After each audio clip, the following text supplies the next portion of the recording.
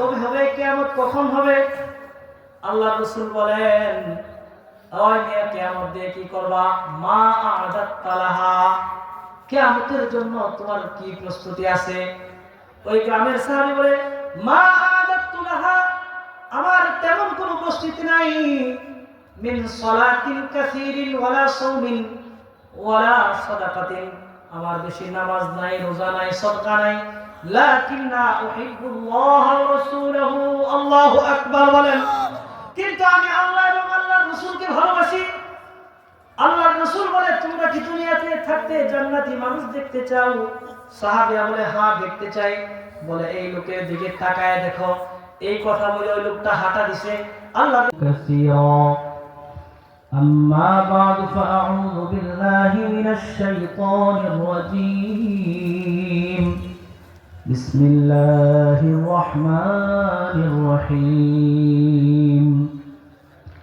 قل إن كنتم تحبون الله فاتبعوني يحببكم الله ويغفر لكم ذنوبكم والله غفور رحيم.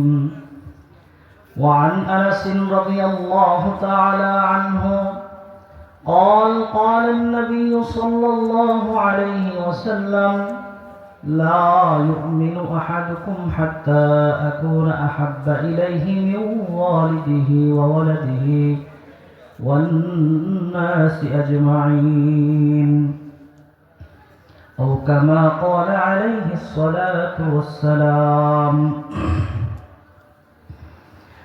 दुर्फेशानी ने तेरे कतरू को दरिया कर दिया, दिल को रोशन कर दिया, आँखों को बीना कर दिया. खुद न थे जो राह पर गैरों की हादी बन गया. क्या नजर थी जिसने मर्दों को मसीहा कर दिया. एक मोहब्बत जिक्र करी, ला इलाहा इल्लल्लाह. मोहब्बत, ला इलाहा इल्लल्लाह, ला इलाहा इल्लल्लाह, ला इलाहा इल्लल्लाह. যারা বাহিরে আছে চলে আসি ইনশাআল্লাহ. লা ইলাহা ইল্লাল্লাহ. बस्म हाफिज बतू गोयम के गुलताजा नमी मानद, अगर मानद शबे दिगर नमी मानद. हिजाबे नो आरुसा पर दरे शौहर नमी मानद, अगर मानद शबे दिगर नमी मानद. ला इलाहा इल्लल्लाह. मोहब्बत, لا إله إلا الله, لا إله إلا الله. मोहब्बत जुड़े. कभी सुख है कभी दुख है, यही का नाम दुनिया है. अभी क्या था अभी क्या है, दुनिया ऐसी बदलती है. ला इलाहा इल्लल्लाह. जोरे मोहब्बत, ला इलाहा इल्लल्लाह, ला इलाहा इल्लल्लाह मुहम्मदुर রাসূলুল্লাহ. সকলে পড়ি সাল্লাল্লাহু আলাইহি ওয়াসাল্লাম. জামিয়া দারুন নাজাত মহিলা মাদ্রাসা কর্তৃক আয়োজিত খতমে বুখারী উপলক্ষে ইসলামী মহাসম্মেলনের শ্রদ্ধাভাজন সভাপতি, উপস্থিত জাতির শ্রেষ্ঠ সন্তান হযরত উলামায়ে কেরাম, আমার সামনে উপবিষ্ট দিন প্রিয় ইসলাম প্রিয় মুসলমান ভাইয়া, পর্দার অন্তরালের মা ও বোনেরা, আমরা এমন একটি মজলিসে উপস্থিত হতে পেরে খুশি না বেজার? খুশির আওয়াজ কি আস্তে হয় না জোরে হয় বলেন দেখি? তাহলে যদি খুশি হই, এই যে একটু আগে আমরা পড়লাম লা ইলাহা ইল্লাল্লাহ, এটা কিন্তু মুখে সহজে বলে ফেললাম, এটার ওজন কি? ওজন হলো যে আল্লাহ তাআলার কাছে প্রিয় হওয়ার জন্য যে বাক্যগুলো প্রয়োজন তার মধ্যে একটি হলো এই বাক্য লা ইলাহা ইল্লাল্লাহ। সুবহানাল্লাহ বলেন। আল্লাহ রাসূল বলেন আহাব্বুল কালামি ইলাল্লাহি আরবাউন সুবহানাল্লাহ ওয়ালহামদুলিল্লাহ লা ইলাহা ইল্লাল্লাহ আল্লাহু আকবার। চারটা বাক্য আল্লাহর কাছে অধিক প্রিয়, তার মধ্যে একটা হলো লা ইলাহা ইল্লাল্লাহ, আরেকটা হলো আলহামদুলিল্লাহ। এজন্য আল্লাহ তাআলার কাছে প্রিয় হওয়ার ইচ্ছা আছে কার কার? দুই হাত তুলে দেখায় দেই, বলি লিল্লাহি তাকবীর, অনেক জোরে লিল্লাহি তাকবীর, হাত নামান, মাশাআল্লাহ। তাহলে আমরা একটু আল্লাহ তাআলার দরবারে কৃতজ্ঞতা শুকরিয়া আদায় করি। সমস্ত প্রশংসা কার জন্য বলেন? তিনি কে? তাহলে আজকের এই মহতি জলসায় উপস্থিত হতে পেরে আমরা সকলেই খুশি। সকলেই বলি আলহামদুলিল্লাহ, আবার বলি আলহামদুলিল্লাহ। তাকবীর আর তাহমিদের আওয়াজে যেন শয়তান দূরে সরে যায়, এখানে যেন আল্লাহর রহমত বর্ষিত হতে থাকে, আমরা সকলেই বলি আমিন। আলহামদুলিল্লাহ। আমি আমার অডিয়েশন যারা সামনে যারা উপস্থিত আছেন, আমি দেখতেছি মুরব্বী বেশি, সুবহানাল্লাহ ওয়া বিহামদিহি। কিন্তু মুরব্বীদেরই কি ওয়াজ শোনার দরকার? যুবকদের শোনার প্রয়োজন নাই? আপনাদের এলাকায় কি যুবক সমাজ যুবক নাই? কি বলেন, যুব সমাজ নাই? তারা কোথায় এখন? বাড়িতে ঘুমাইতেছে নাকি? আহা, আল্লামা শেখ সাদি রহমতুল্লাহ আলাইহি বলেন, জওয়ানি তওবা করদান শিওয়ায়ে পয়গম্বরি, ওয়াক্তে পীরি জিরগে জালেম মে শাওয়াত পরহেজগারি।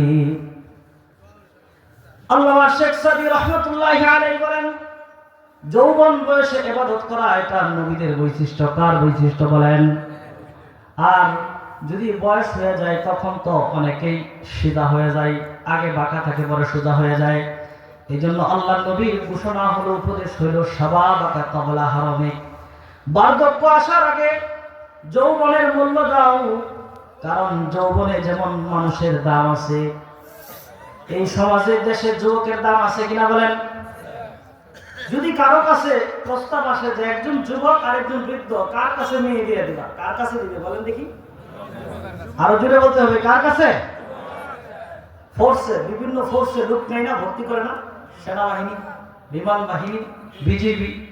যদি আপনারা যারা অনেক বেশি বয়স, যাদের 30-35 বয়স হয়েছে, তারা যদি যায়, নিবে?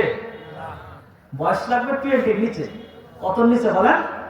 20-এর নিচে, 20 পর্যন্ত। তাহলে যুবকের দাম সব জায়গায় আছে, ওরকম আল্লাহর কাছে আছে, সুবহানাল্লাহ বলেন। তো এই জন্য আমি চাই যে এই মাহফিলে যুবকদের উপস্থিতি বাড়ুক, কথা বলেন ঠিক কিনা? তো এই জন্য আমি বলতেছিলাম যে আমরা যে শব্দগুলো বলতেছিলাম, এগুলো আল্লাহর কাছে অনেক প্রিয় শব্দ। যে বলবে সেও আল্লাহর কাছে প্রিয় বান্দা হয়ে যাবে, সুবহানাল্লাহ বলেন। তো এই জন্য এই মজলিসটার দামটা আমি একটু বলে দিই।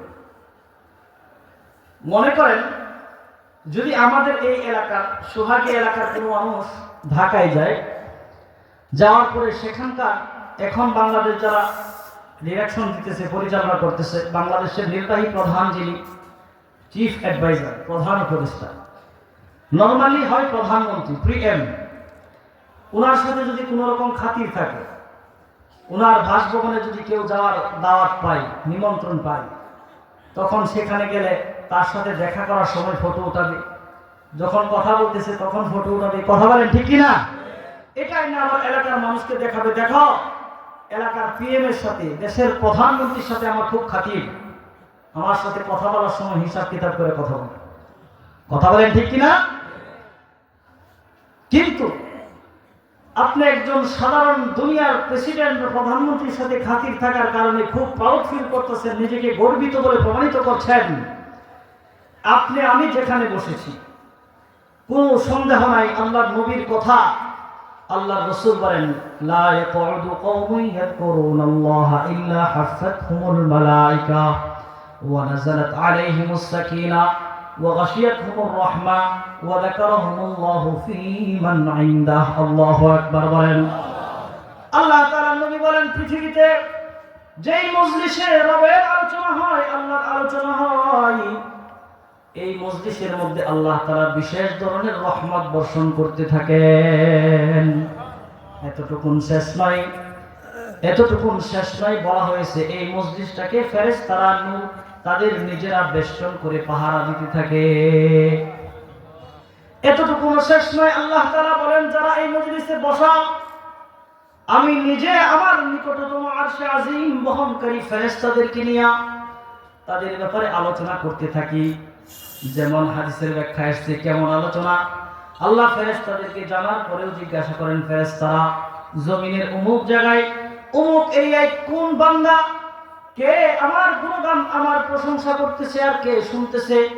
জেনে রাখো ফেরেশতারা, আজকের এই মজলিসের বরকতে তাকে আমি হেদায়েত দিয়ে দিলাম। তাহলে মজলিসের দাম আছে কিনা বলেন? দুনিয়ার গণভবন আর বঙ্গভবন আর নিউ দিল্লির কোনো অফিস অথবা ওয়াশিংটন ডিসির কোনো অফিস নয়, বরঞ্চ যিনি সব কিছুর সৃষ্টিকর্তা, কুল কায়নাতের যিনি মালিক, তিনি কে বলেন? তার দফতরে যখন আমার আপনার আলোচনা হয়, এটা কি দুর্ভাগ্যের লক্ষণ না সৌভাগ্যের লক্ষণ বলেন? এখন আমি বলবো যে এখনো যারা বাহিরে ঘোরাফেরা করতেছি, যদি কারো প্রয়োজন থাকে ওযু ইস্তেনজা, তাহলে তো যাইতে পারেন, কিন্তু এখনো যারা বাহিরে ঘুরতেছেন কোনো কারণ ছাড়াই, প্রতিদিন তো আর এরকম মজলিস হয় না, কি বলেন হয়? যেহেতু প্রতিদিন হয় না, এই জন্য অনুরোধ করবো বসে যান, অল্প সময় শুনুন, হতে পারে আল্লাহ তাআলা এর দ্বারা হেদায়েতের দ্বার উন্মুক্ত করে দিবেন। কথা বলেন ঠিক কিনা? এই ব্যাপারে অনেক লম্বা আলোচনা আছে, আমি ওইদিকে যাব না। আমি আপনাদের সম্মুখে কোরআনে কারীম থেকে সূরা তাওবার 31 নম্বর আয়াত পাঠ করেছি, সূরা আলে ইমরানের 31 নম্বর আয়াত পাঠ করেছি, এবং বুখারী শরীফের শুরুর দিকে একটি হাদিস পাঠ করেছি। যারা উলামা ইকরাম তো নিশ্চয়ই আমার বিষয় সম্পর্কে বুঝে গেছেন। আমি রাসূলুল্লাহ সাল্লাল্লাহু আলাইহি ওয়াসাল্লামের জীবন আদর্শ, রাসূলুল্লাহ সাল্লাল্লাহু আলাইহি ওয়াসাল্লামের জীবনের একাধিক দিকগুলো নিয়ে আমি আপনাদের সামনে আলোচনা করব। বায়োগ্রাফিক্যাল স্টাডি, রাসূলুল্লাহ সাল্লাল্লাহু আলাইহি ওয়াসাল্লামের জীবনের উপর আলোচনা। রাসূলুল্লাহ সাল্লাল্লাহু আলাইহি ওয়াসাল্লাম কে, এটা তো আমি আপনি মুসলমান আমরা তো জেনে থাকব। সারা পৃথিবীতে যারা কাফের মুশরিক, আমার ভাষা কি আপনারা বুঝতেছেন? বাবাজিরা বুঝতে কষ্ট হচ্ছে? আলহামদুলিল্লাহ। তো আমি বলতেছিলাম রাসূলুল্লাহ সাল্লাল্লাহু আলাইহি ওয়াসাল্লামের ব্যাপারে আমরা মুসলমানরা তো অবশ্যই সাক্ষ্য দেই তিনি মহামানব, তিনি সবার ঊর্ধ্বে, মানুষের মধ্যে তিনি সবার উপরে মর্যাদার অধিকারী। এই মর্যাদা শুধু মুসলমান দিয়েছে এমনটি নয়, বরং পৃথিবীর কোন কাফের মুশরিকও এটা বলতে বাধ্য হয়েছে যে মুহাম্মদুর রাসূলুল্লাহ সাল্লাল্লাহু আলাইহি ওয়াসাল্লাম ইজ দ্য বেস্ট, তিনি মানবের মধ্যে সবচেয়ে সেরা, তার উপরে কোনো কিছু নাই। সুবহানাল্লাহ বলেন। যেমন আমেরিকার একজন সাংবাদিক ছিল, কলামিস্ট, লেখক, তার নাম ছিল মাইকেল এইচ হার্ট। সে একটা বই লিখছে দ্য 100, বাংলা হয়েছে এটা 100 মনুষ্যের জীবনী।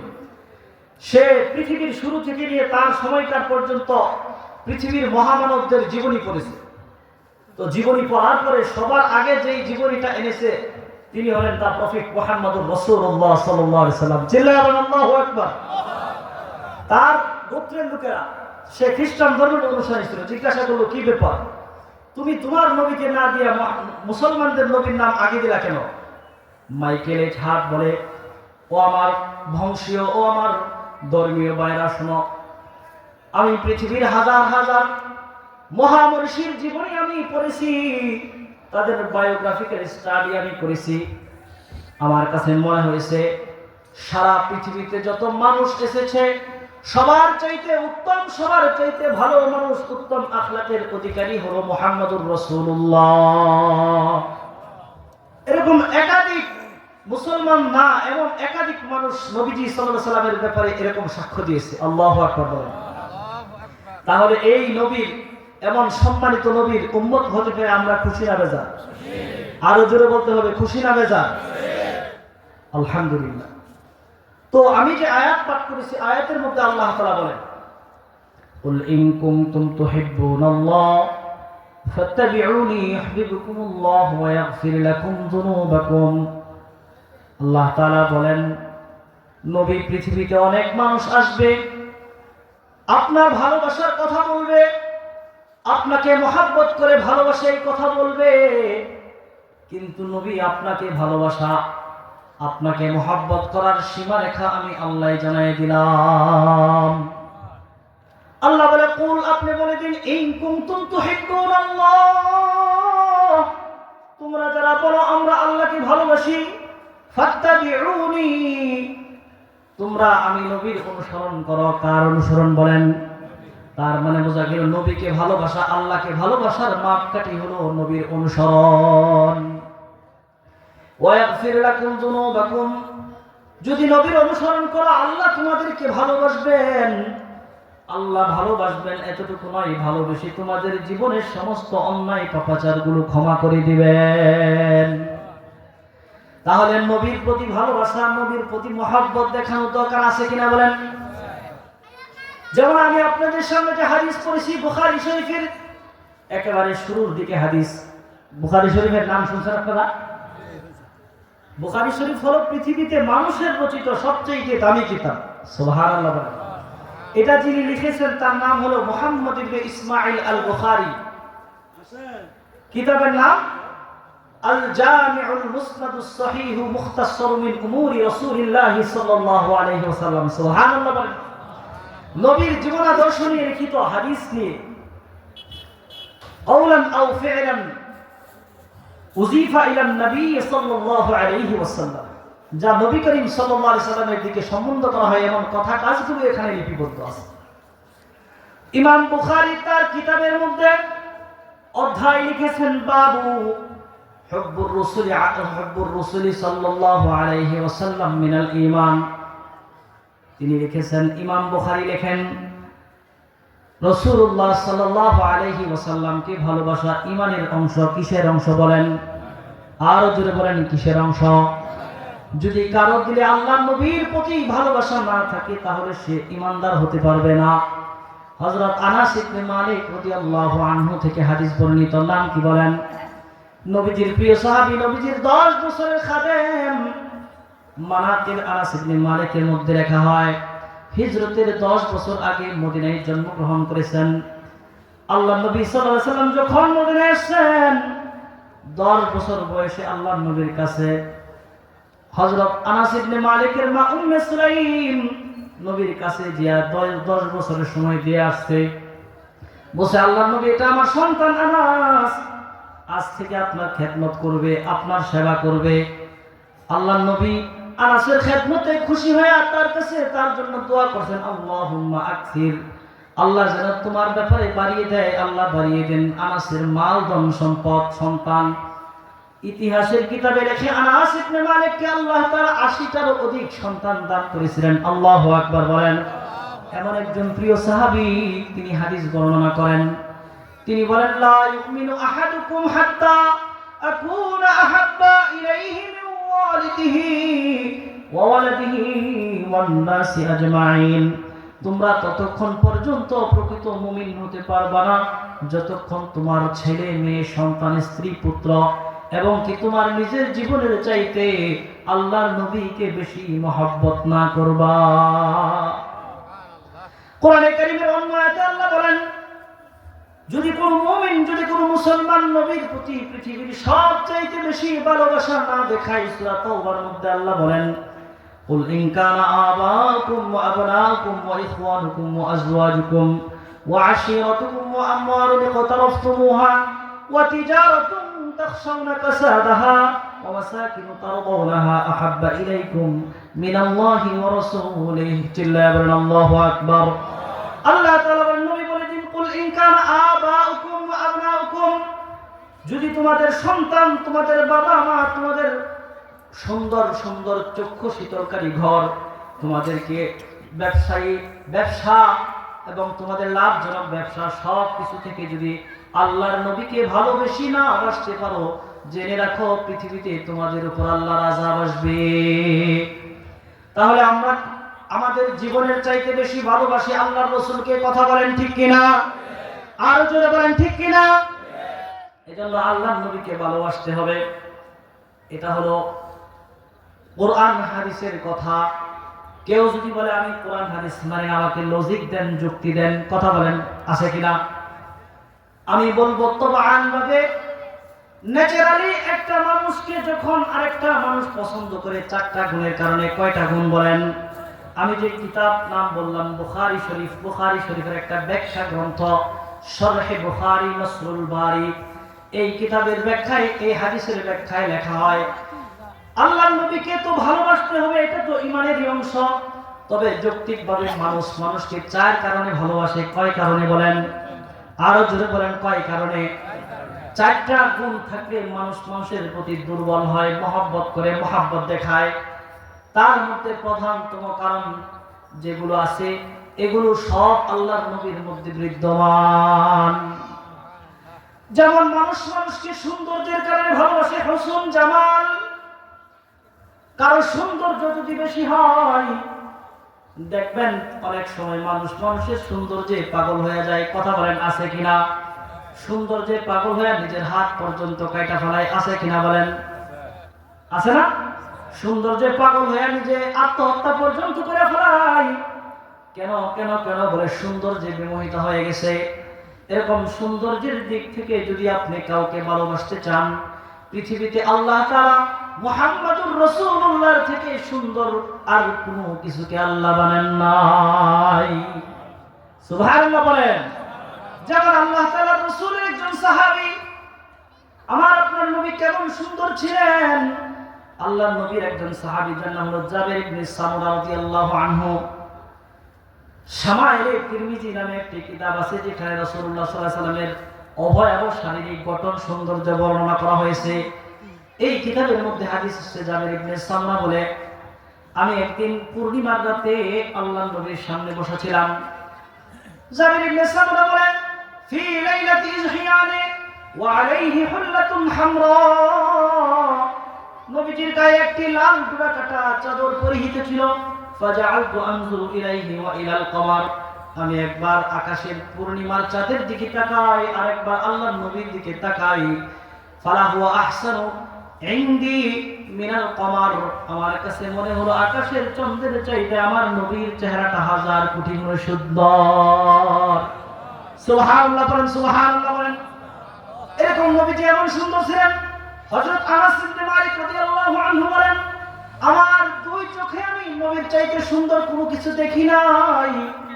আমার আপনার নবীর প্রিয়, আল্লাহর নবীর প্রিয় একজন সাহাবী এবং স্ত্রী আমাদের মা উম্মাহাতুল মুমিনিন আম্মা জান আয়েশা বলেন, আকাশে যেমন সূর্য আছে আমার ঘরে একটা সূর্য আছে। আল্লাহু আকবার বলেন।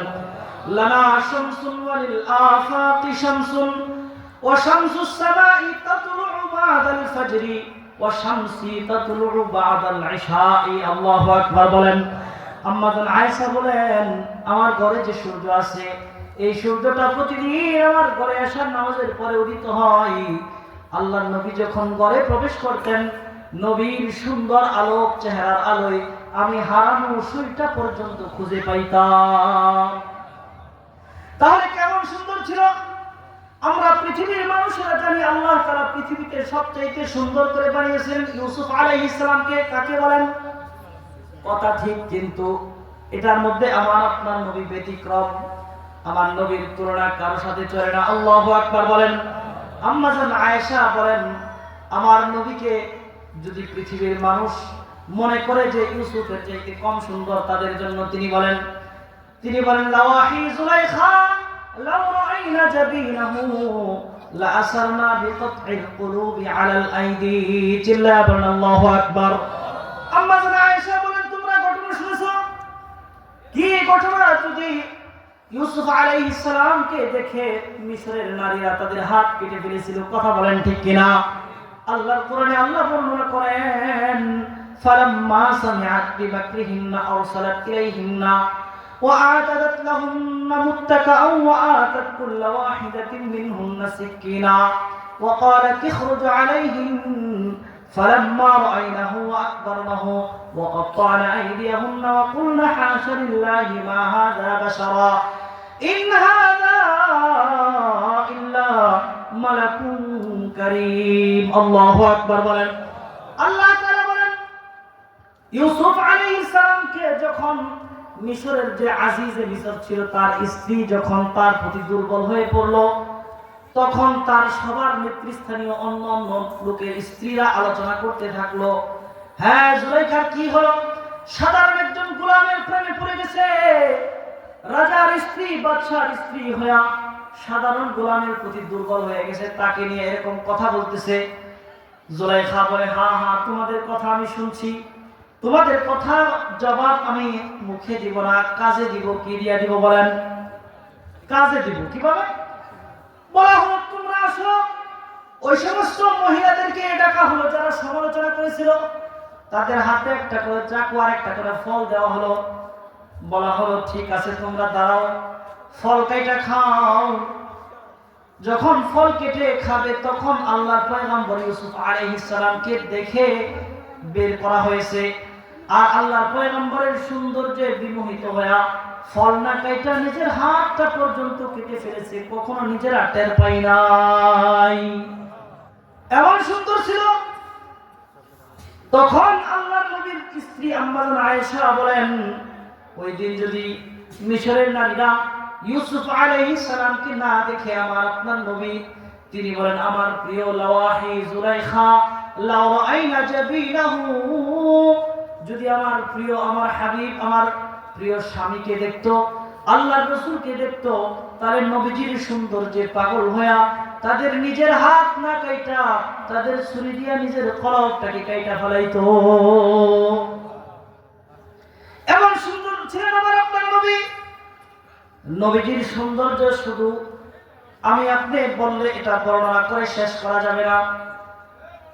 আল্লামা শেখ সাদী রাহমাতুল্লাহি আলাইহি বলেন, ইয়া সাহিবাল জামাল ওয়া ইয়া সাইয়্যিদাল বাশার মিন ওয়াজহিকাল মুনীর লাকাদ নাফারাল কমার লা ইমকিনুস সানাউ কামা কানা হাক্কুহু বা'দা খুদা তুই বুজুর্গ কিসসা মুখতাসার।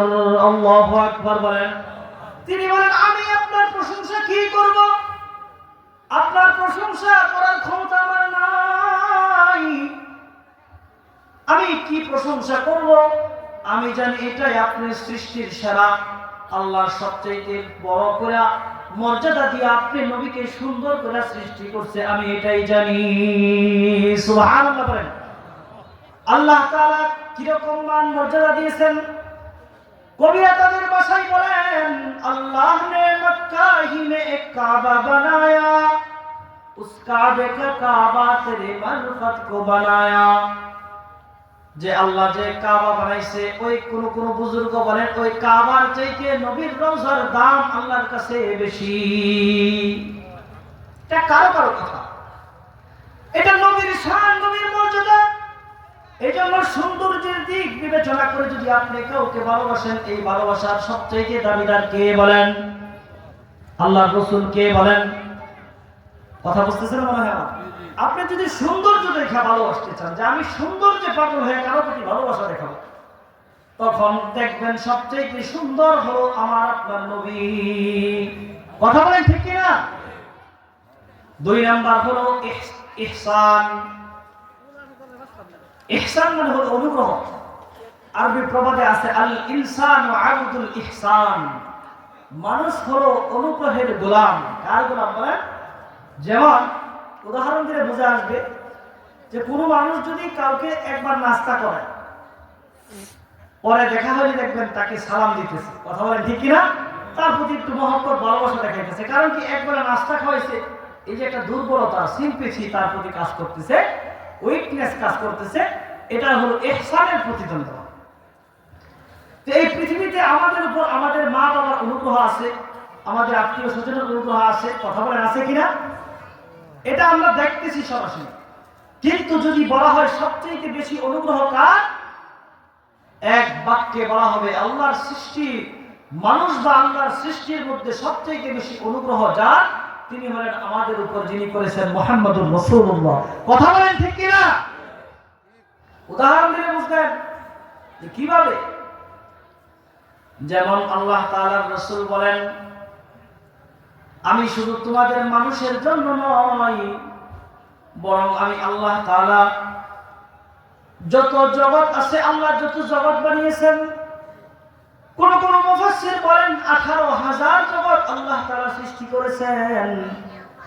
সব জগতের জন্য আল্লাহ আমাকে রহমত বানিয়ে পাঠিয়েছেন।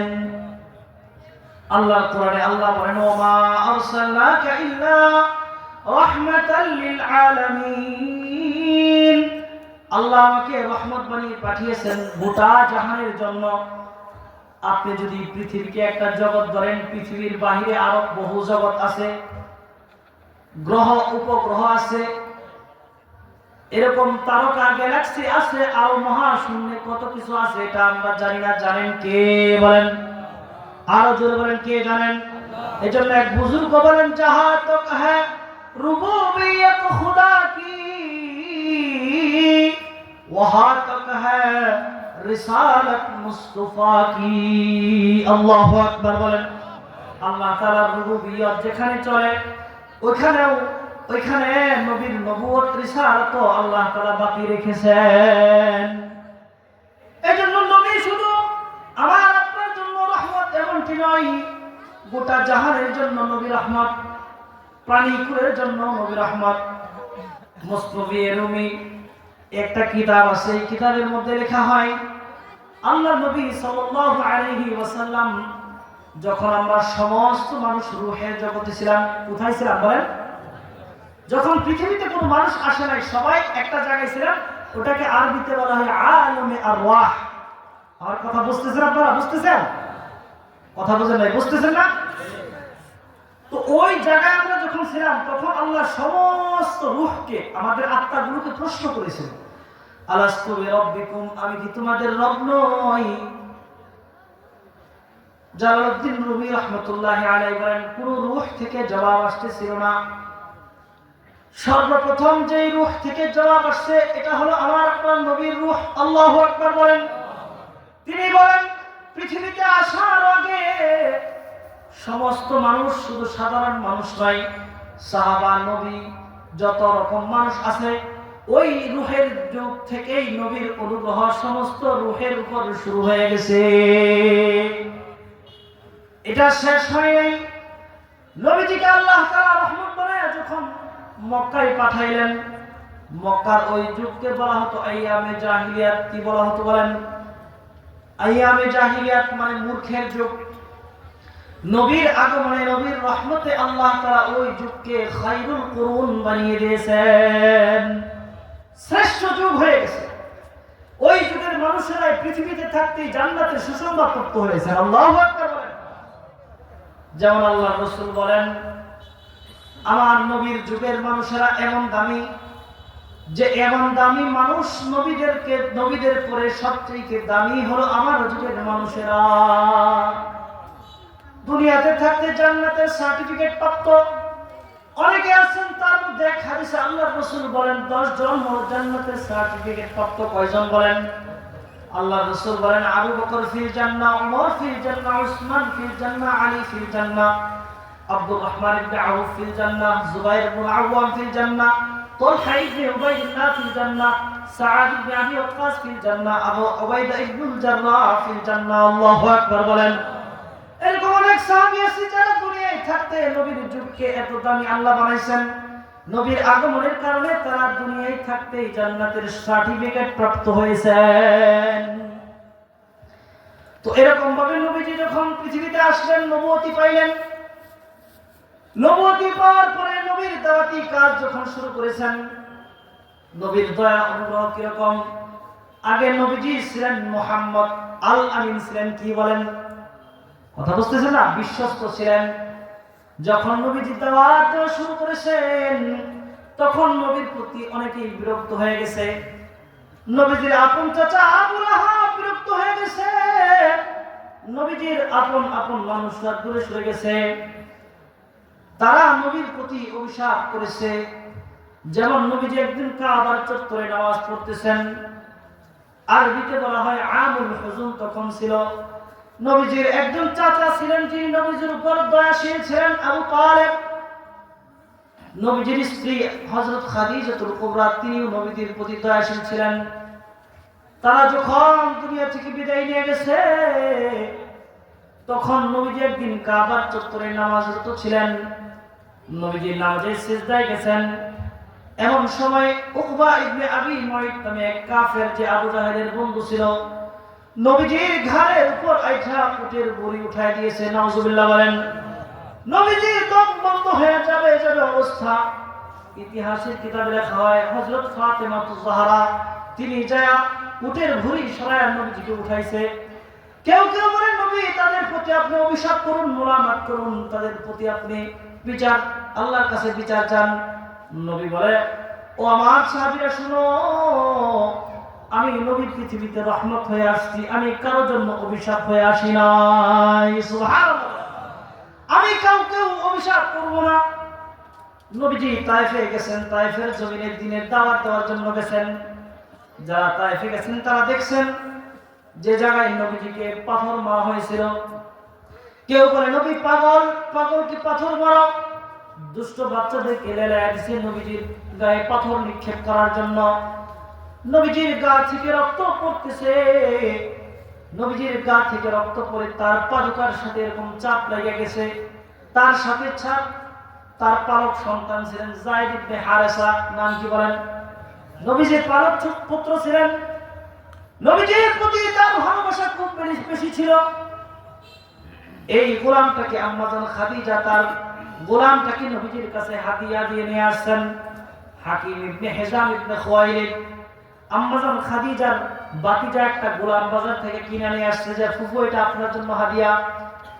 ফুফু হাদিয়া পায়া এটা তার স্বামী মুহাম্মদ রাসূলুল্লাহকে দিয়েছেন, গোলাম হিসেবে আসছে। কিন্তু আয়েশা আল্লাহর নবীর এত আপন হয়েছেন যে আল্লাহর নবীর ছেলের উপাধি পেয়ে গেছেন। এই যায়েদ ইবনে হারেসা নবীজির সাথে তিনি বলেন আল্লাহর নবী তার সেন্সলেস হয়ে গেছে, আল্লাহর নবীর রক্ত প্রবাহিত হইতে হইতে বেহুশ হয়ে গেছেন। তারিখের কিতাবে আসছে ফেরেশতা আয়েশা বলে আল্লাহর নবী আমাদেরকে আদেশ করুন আমরা তায়েফবাসীকে ধ্বংস করে দেই। আল্লাহর নবী ওই সময় রক্ত ভেজা অবস্থায়, কঠিন অবস্থায় আল্লাহর নবী এই কথা বলেন নাই তাদেরকে ধ্বংস করে দিন। ওই কঠিন পরিস্থিতিতেও আল্লাহর নবী অনুগ্রহ দেখিয়েছেন। তিনি বলেছেন আল্লাহুম্মা হদি কওমি ফাইন্নাহুম লা ইয়ালামুন। আল্লাহু আকবার বলেন। আল্লাহর নবী বলেছেন না না না, আল্লাহ আপনি তাদেরকে হেদায়েত দান করুন, আমি চাই না তারা ধ্বংস হয়ে যাক, আমি নবী তো তাদের হেদায়েতের জন্য এসেছি। এই ছিল নবীর অনুগ্রহ। নবীকে তারা গালি দিয়েছে, নবী তাদের জন্য দোয়া করেছে। নবীকে তারা আঘাত করেছে, নবী তাদের জন্য দোয়া করেছে। নবীকে তারা হত্যার চেষ্টা করেছে, নবী তাদের জন্য দোয়া করেছেন। আল্লাহু আকবার বলেন। এরকম ভাবে নবীজির অনুগ্রহ শুধু দুনিয়াতেই নয় বরং আখিরাতেও আছে কিনা বলেন? কথা বুঝাইতে পারতেছি না? দুনিয়াতে তো আমার আপনার প্রতি অনুগ্রহ আছে, পরকালেও কি অনুগ্রহ? কোরআনে কারিমে আল্লাহ বলেন পরকালের হাসরের ময়দানটা এত কঠিন হবে, কেউ কারো আপন হবে না, সবাই সবার থেকে দূরে সরে যাবে।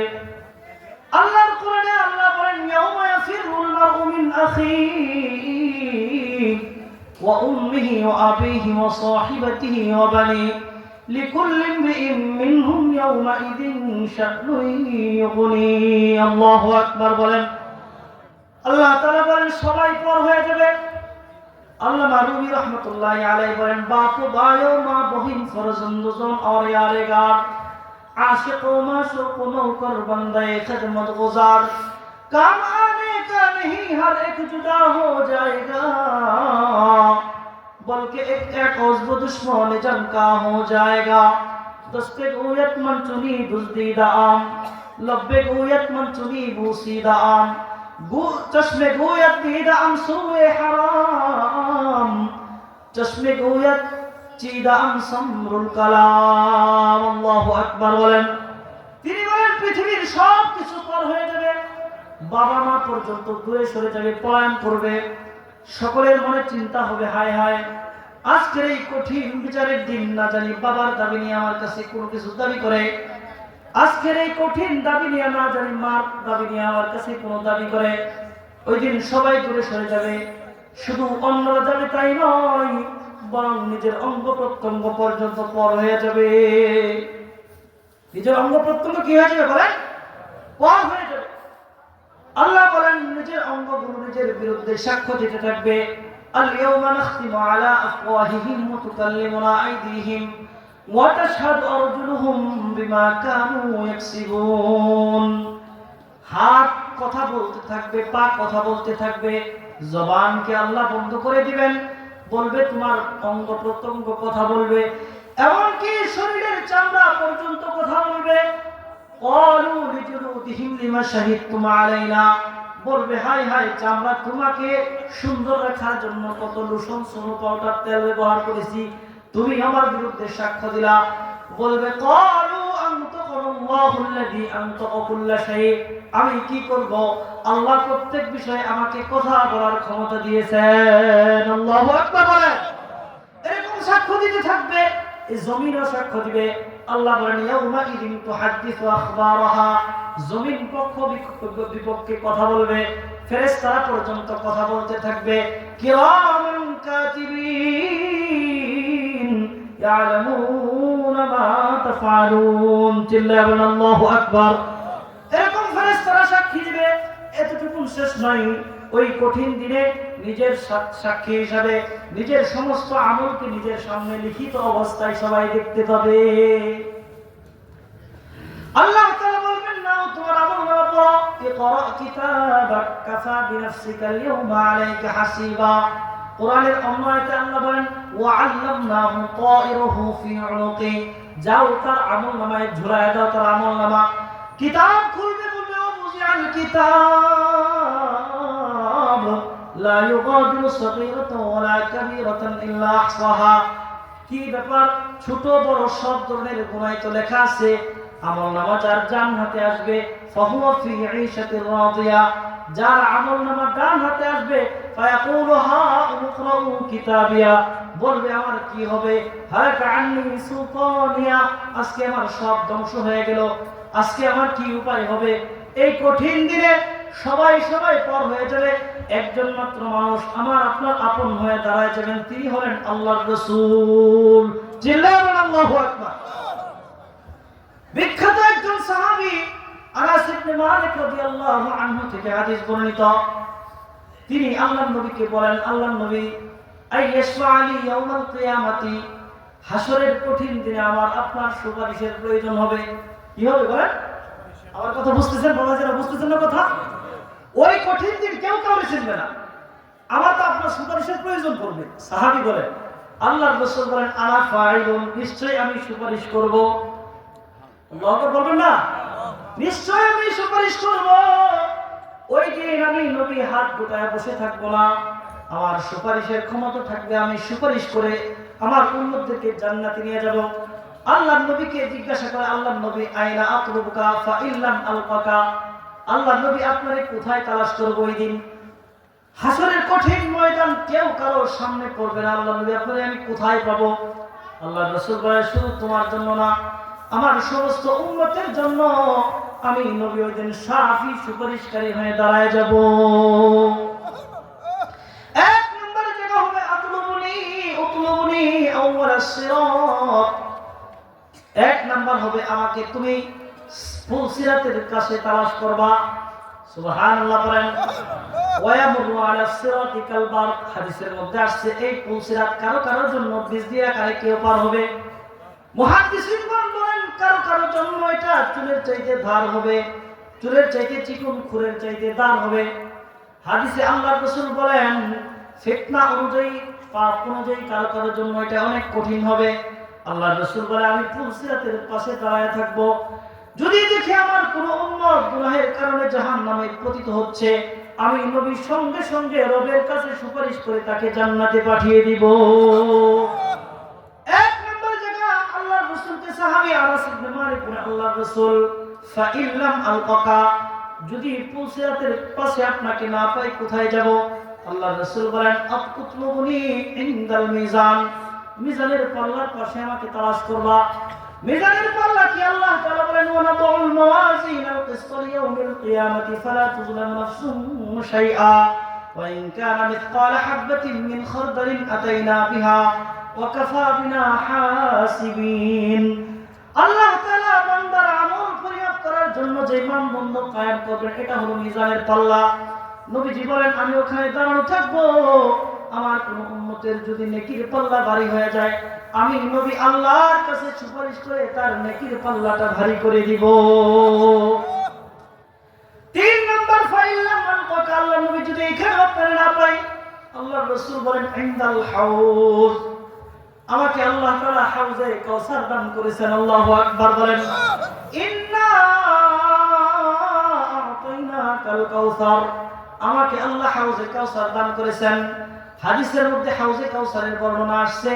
হাউজে কাউসারটা হবে আসাদ্দু মিনান নাহার, নহরের চাইতে বড়। আবিয়াদু মিনাল লাবান, এটার পানি হবে দুধের চাইতে সাদা। আবিয়াদু রিহুল মিসকি, মিষ্টি আম্বরের চাইতে সুঘ্রাণ হবে। আল্লাহ তাআলা রাসূল বলেন, মান শারিবা মিনহু ফালা ইয়াজমাউ আবাদা, যারা এই পানি পান করবে এরপরে আর জান্নাতে পৌঁছার আগে তার পানির পিপাসা হবে না। আল্লাহ নবী বলেন, হাউজে কাউসারের পেয়ালা হাতে আমি নবী ওখানে দাঁড়ানো থাকবো। আমার কোন উম্মত যখন বিকশিত হবে, আমি নবী নিজ হাতে তাকে হাউজে কাউসারের পানি পান করাবো।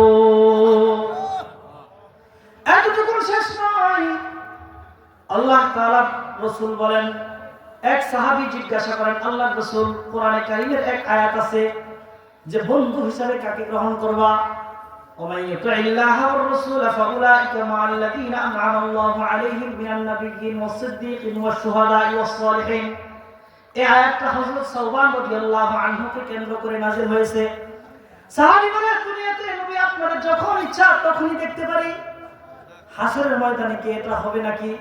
জান্নাতে যখন আপনি যাবেন, আপনি তো নবী, আপনি তো নবীদের সাথে থাকবেন, আমরা আপনাকে কিভাবে দেখব?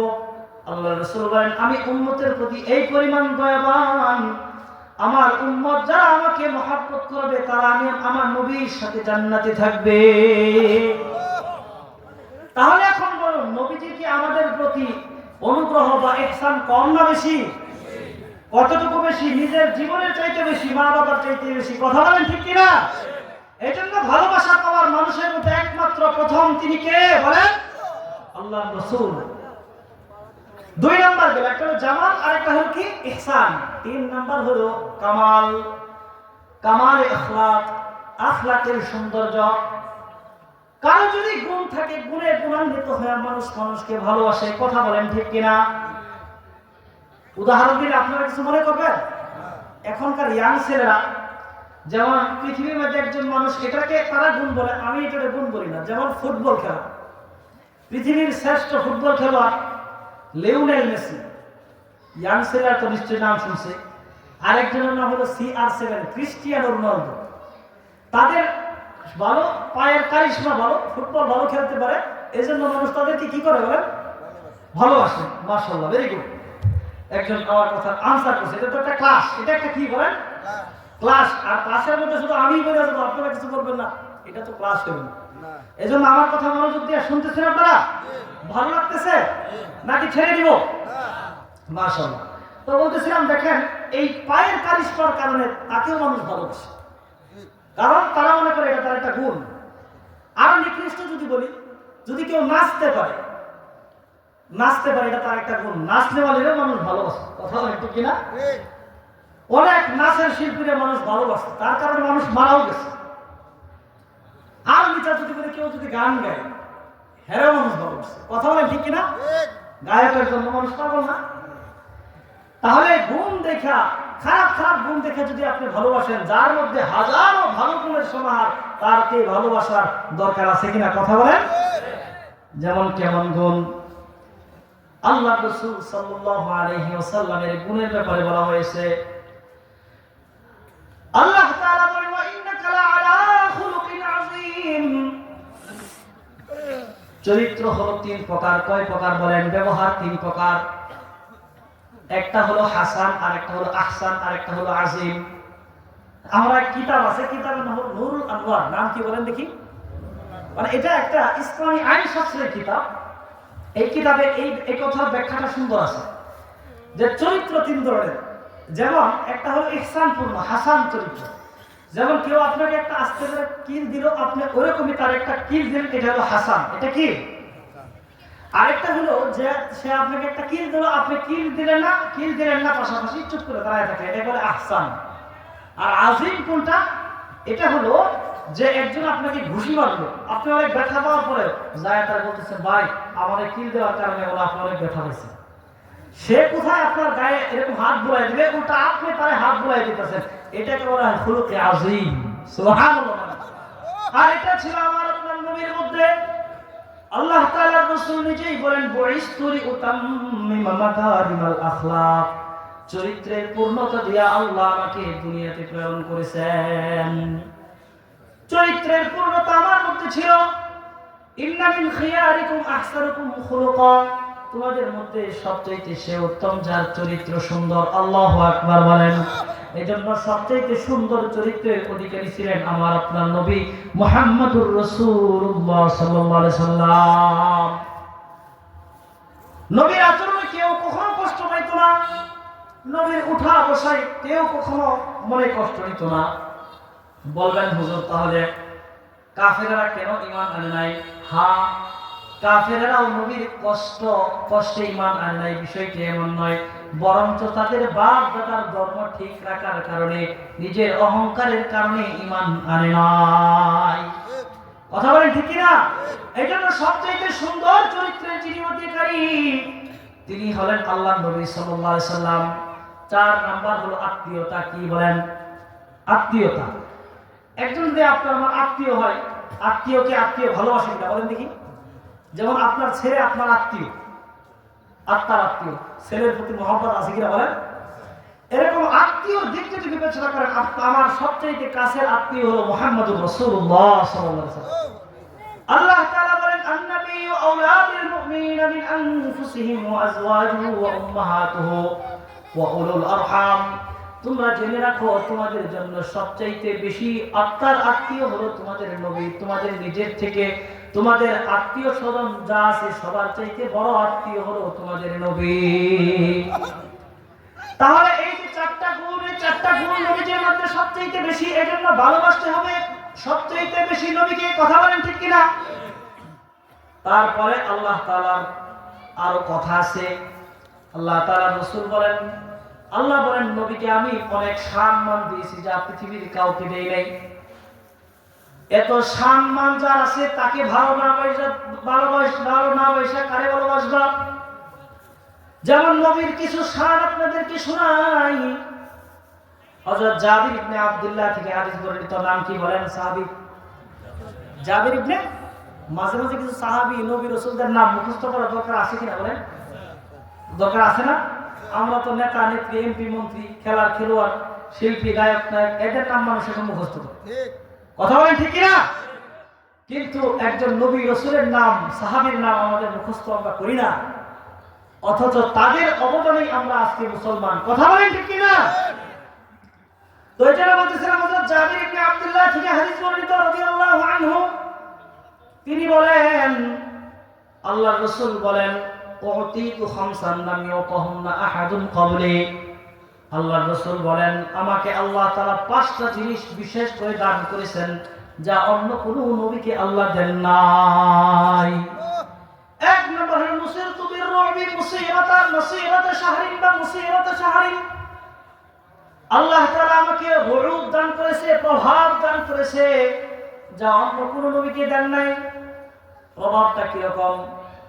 যেমন আপনারা ঘটনা শুনেছেন, আল্লাহর নবী মক্কা বিজয়ের জন্য 8ম হিজরিতে মদিনা থেকে মক্কায় আসতেছে। সাহাবীদের বড় কাফেলা নিয়ে আল্লাহর নবী আসতেছেন। কাফেরদের অনেক সংখ্যায় বেশি লোক আছে, কিন্তু আল্লাহর নবীর আগমনের কারণে তারা যুদ্ধ না করেই পলায়ন করছে। এই যে এটা ছিল আল্লাহর নবীর রূপ, আল্লাহর নবীর প্রভাব, তাসির। আল্লাহর নবী কোথাও যাওয়ার আগে সেখানে নবীর যাওয়ার আগমনের প্রভাব পড়ে যাইত। শত্রুর বলে আল্লাহর নবীর সামনে শত্রু দাঁড়ালে শত্রু কাঁপতে থাকতো। আল্লাহু আকবার বলেন। যেরকম এক ঘটনা আছে, নবীজি একদিন গাছের নিচে ঘুমাইতেছে। আল্লাহু আকবার বলেন। আমাদের যুগের নেতা নেত্রীদেরকে পাহারা দেওয়া লাগে 10 জন। কথা বলেন ঠিক কিনা? যিনি সাইয়্যিদুল মুরসালিন, মদিনা স্টেটের প্রেসিডেন্ট, তার কোনো পাহারাদার নাই, নিশ্চিন্তে ঘুমাইতেছেন। এক কাফের এসে বলে, মুহাম্মদ, আমার হাত থেকে তোমাকে কে বাঁচাবে? আল্লাহ তাআলার রাসূল বলেন, আল্লাহ। জোরে বলেন, কে? এটা বলার সাথে সাথে নবীর কথার মধ্যে এই পরিমাণ প্রভাব, এটা বলার সাথে সাথে তার হাত থেকে তলোয়ার পড়ে গেছে। আল্লাহু আকবার বলেন। এটাকে বলে নবীর রূপ ছিল, নবীর প্রভাব ছিল।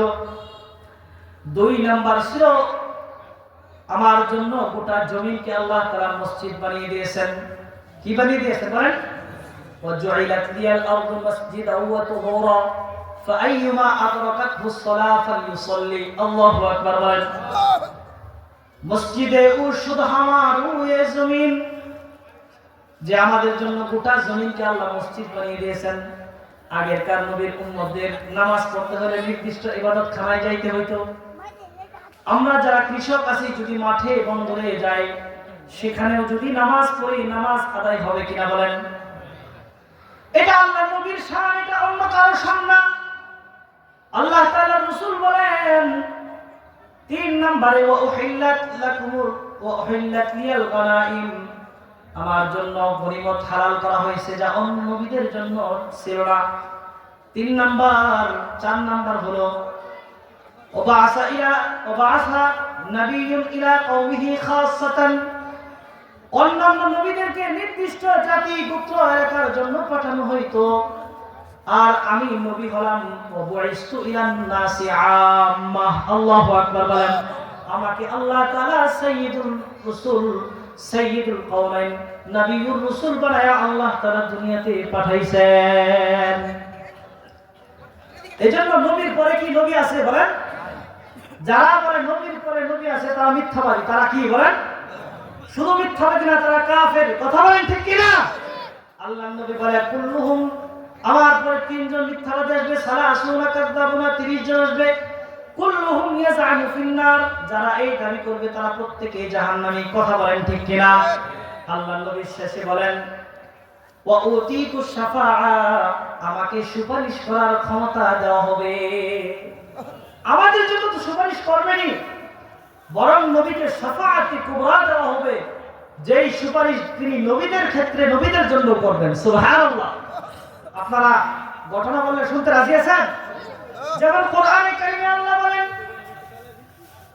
একটা দিন হবে যেই দিন আল্লাহ তাআলা খুব বেশি রাগান্বিত থাকবেন। ওই দিন আল্লাহর রাগের কারণে নবীরা পর্যন্ত কোনো কথা বলতে পারবে না। একজন নাফসি নাফসি বলতে থাকবে। হযরত আদম আলাইহিস সালাম থেকে নিয়ে ঈসা আলাইহিস সালাম পর্যন্ত নবীরা নাফসি নাফসি বলতে থাকবে। সকলেই বলবে আজকে আমার কি হবে, আজকে আমার কি হবে। ইন্না রাব্বি গাদাবান ইয়াওমা, ইন্না রাব্বি গাদাবান ইয়াওমা গাদবিন, আল্লাহ ওই দিন এত বেশি রাগান্বিত হবেন যা তার আগে হবেন না, পরেও হবেন না।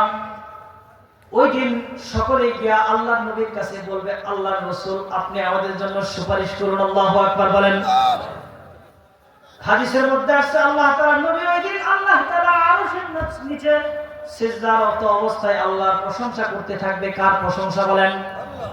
তখন সকলে গিয়া বলবে আপনি সুপারিশ করুন। আল্লাহ তাআলা বলবেন নবী মাথা উঠান, সাল রাসাহু, মাথা উঠান এবং আমার কাছে সাল, আপনি চান কি চাইবেন।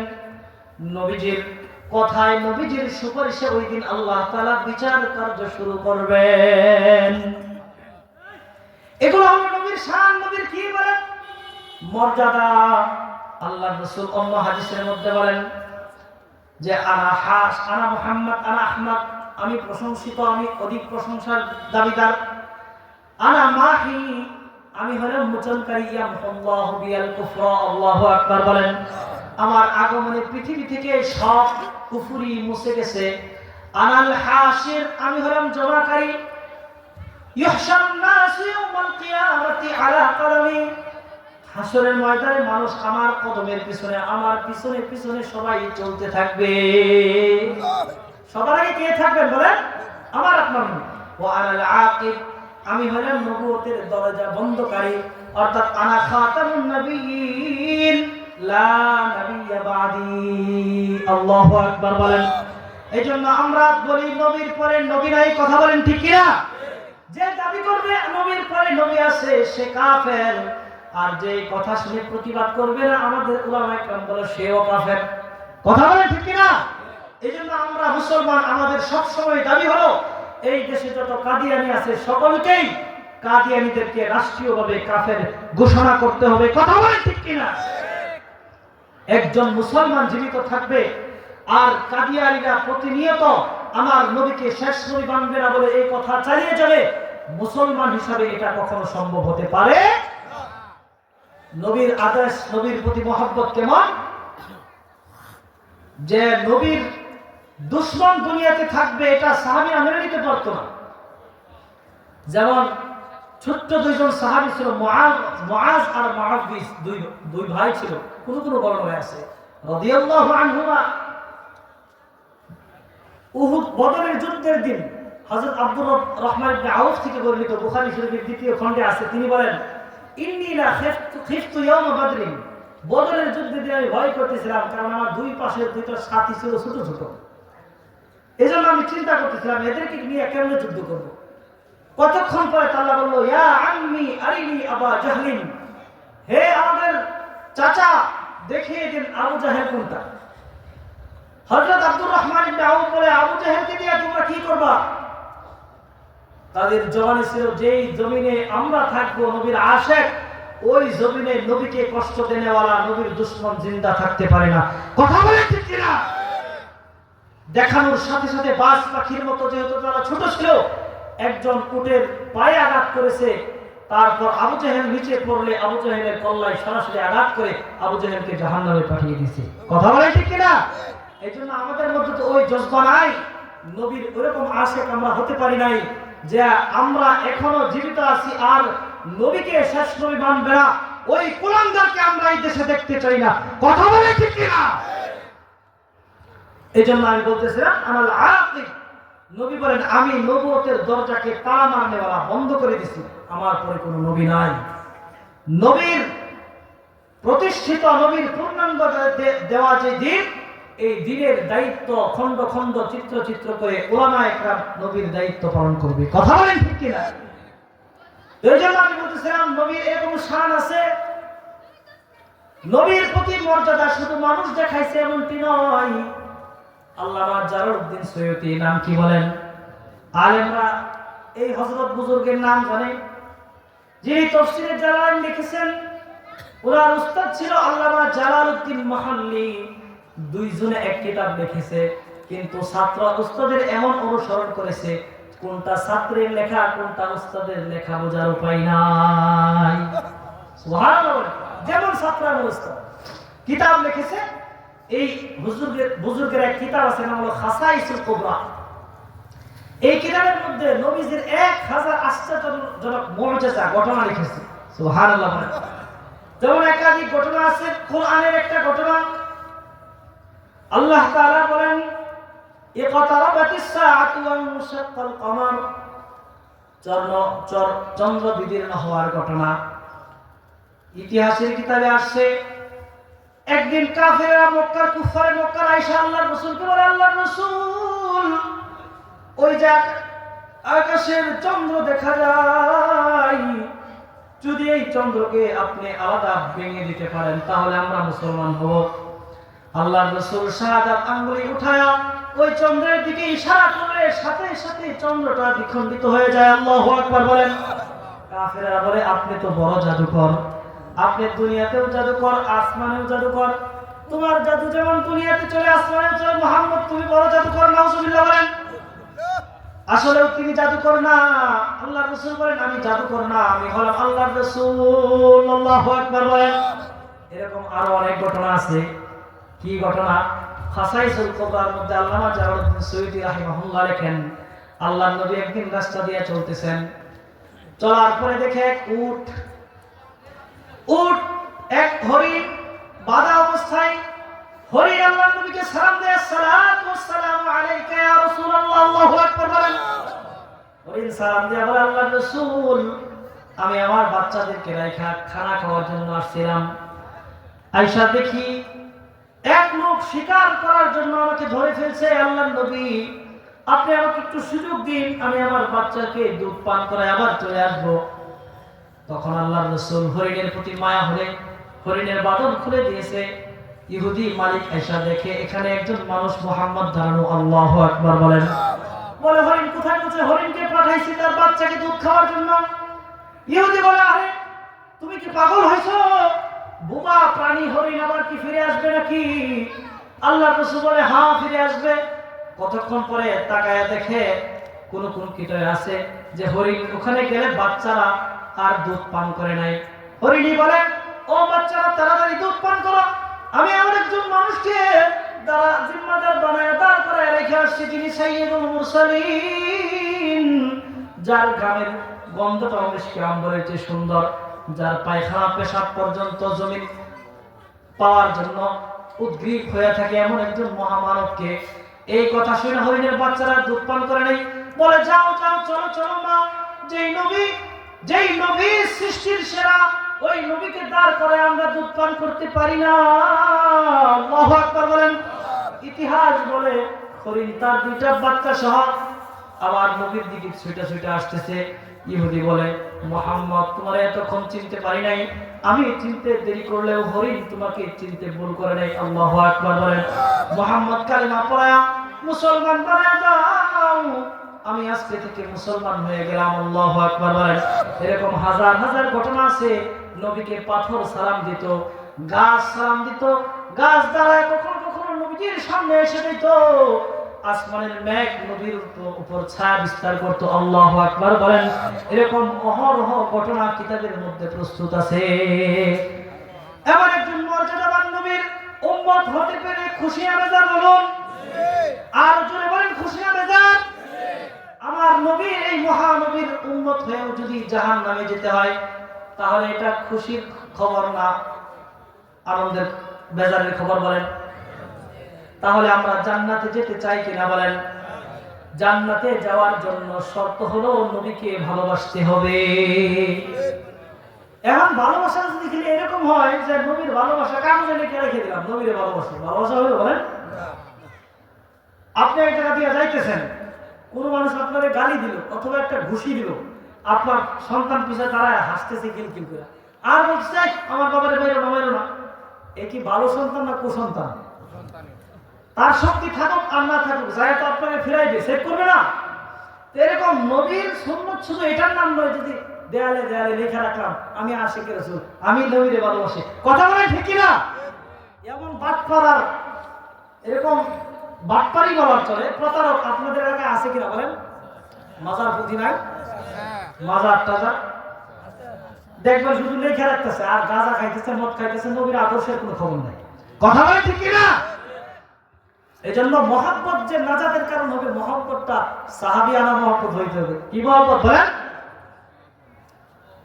যেমন এক হাদিস বলে আনাস ইবনে মালিক রাদিয়াল্লাহু আনহু থেকে হাদিস এটা বর্ণিত, তিনি বলেন আমরা একদিন নবীদের পাশে বসেছিলাম, যা আরাবিয়ুন, কোন হাদিসে আছে যা রাজুলুন ইলান নবী সাল্লাল্লাহু আলাইহি ওয়াসাল্লাম, নবীদের কাছে একজন মানুষ আসলেন গ্রাম থেকে। কোথায় থেকে বলেন? মহব্বতটা কখনো নাজাতের কারণ হয়ে যায়। ওই লোক এসে বলতেছে আল্লাহর নবী মাতাসসাআহ ইয়া রাসূলুল্লাহ, আল্লাহর নবী কিয়ামত কবে হবে, কিয়ামত কখন হবে? আল্লাহর রাসূল বলেন, ওই মিয়া কিয়ামত দিয়ে কি করবা? মা আ'দাত লাহা, কিয়ামতের জন্য তোমার কি প্রস্তুতি আছে?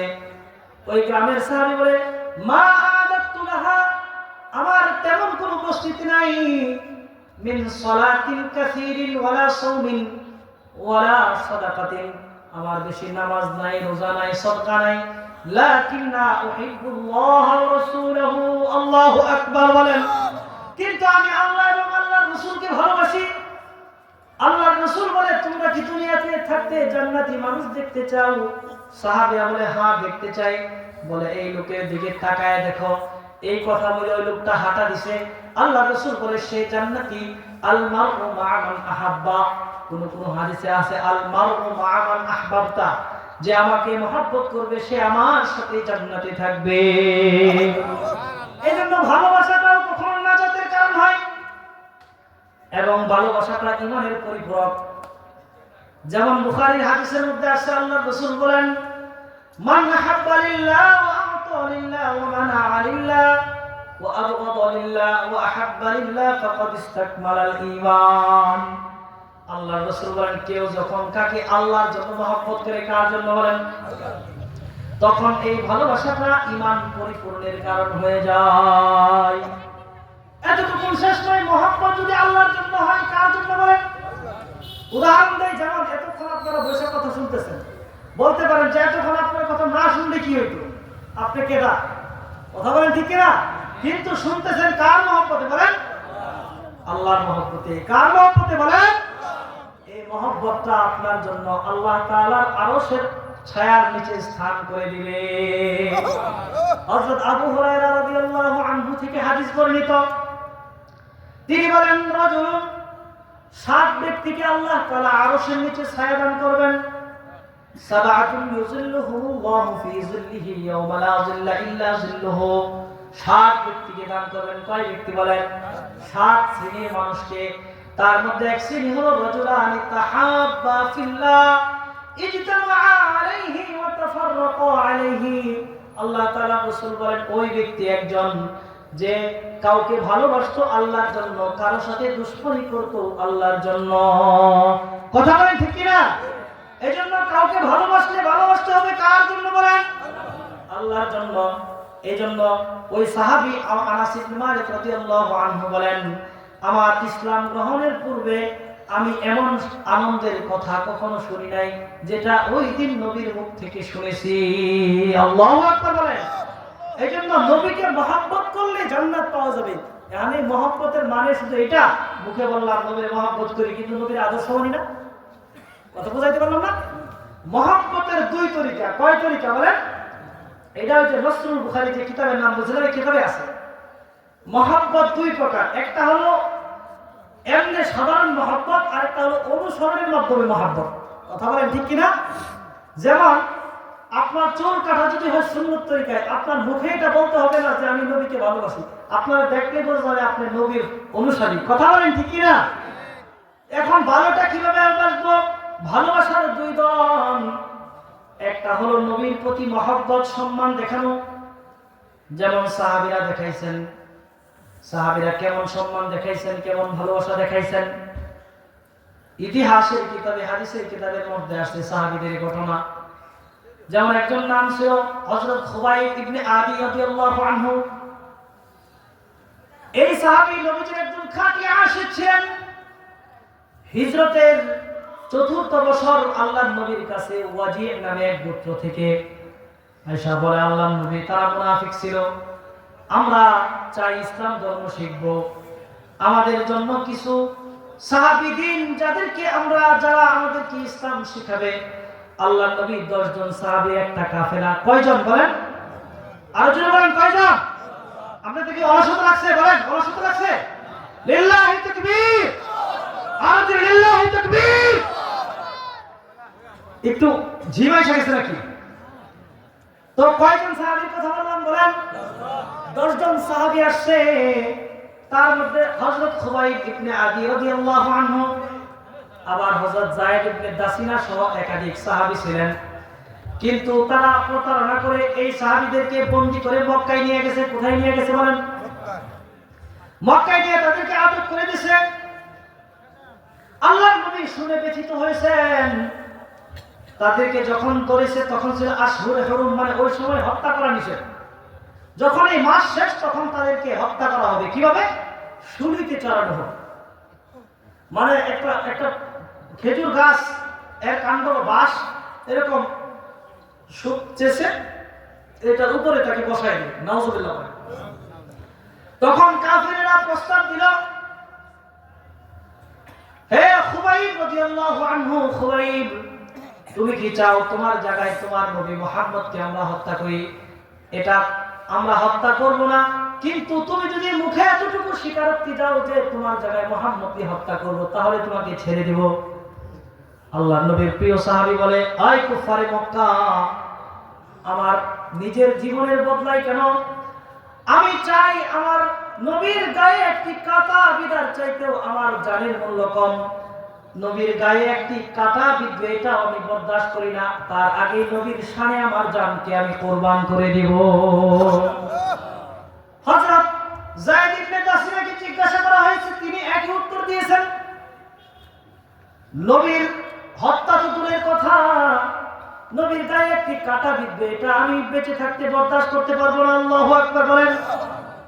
তারা নবীর প্রতি এরকম পাগল ছিল, মহব্বত ছিল। যেমন উহুদ যুদ্ধের ঘটনা। কি যুদ্ধ নাম বলেন? উহুদ যুদ্ধের ঘটনায় শয়তান খবর ছড়িয়ে দিল আল্লাহর নবী দুনিয়া থেকে চলে গেছেন। মুহাম্মদ কুতিলা, মুহাম্মদ শহীদ হয়ে গেছে। সাহাবীরা পাগল হয়ে গেছেন। নবীজির গায়ের দিকে যখন তীর নিক্ষেপ করে, একজন সাহাবী ছিলেন যার নাম ছিল আবু দুজানা রাদিয়াল্লাহু আনহু। নাম কি বলেন? সাহাবী এমন ছিলেন নবীর প্রতি আশিক। কাফিররা দূর থেকে তীর আর বল্লম নিক্ষেপ করে, সে নবীর প্রতি বুকটা পাইটা দিছে, পিঠটাকে ডাল বানায়া 80 থেকে 100টি তীর বল্লমের আঘাত খেয়েছে। তারপর আল্লাহ নবীর গায়ে একটা তীরের আঘাত বরদাস্ত করে নাই। আল্লাহু আকবার বলেন, জোরে বলেন আল্লাহু আকবার। এটা ছিল নবীর প্রতি প্রেম। এরকম একাধিক ঘটনা আছে।